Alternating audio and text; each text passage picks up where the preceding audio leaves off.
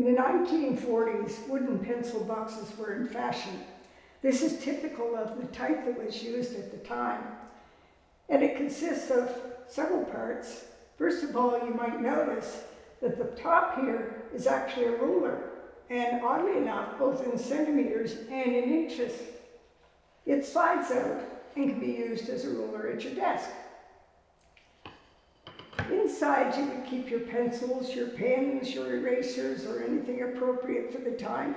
And the pencil box divides into two parts, so there's plenty of room for both.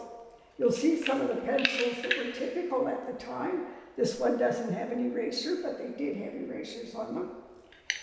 However, in actual fact, this particular eraser was the one most used in the classroom.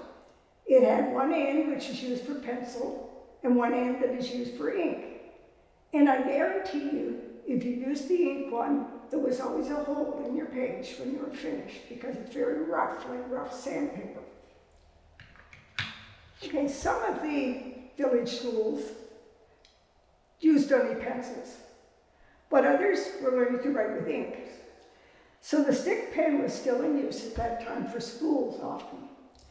This is the handle, and that would be brought in your school pencil case. The teacher would have the nibs for obvious reasons, because the little boys might do with sharp-edged things. And you would place that in the pen.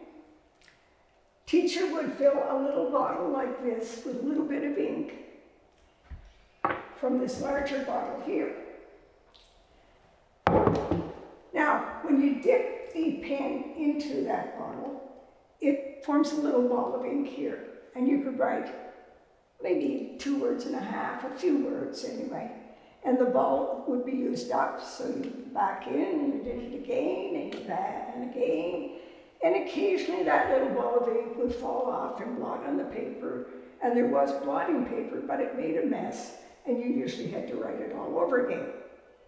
Sometimes, when they were doing writing lessons, there would be a little boy sitting beside a little girl with what we call pigtails. And pigtails are braids, but we called them pigtails in the 1940s. And he would look at the pigtail and at the ink bottle on his desk and think, I'll just put her pigtail into the end of this. And of course, get full of ink, which was definitely not a good thing to get on your clothes. Teacher would note, little boy would get into trouble. And I'm certainly not going to tell you what happened after that.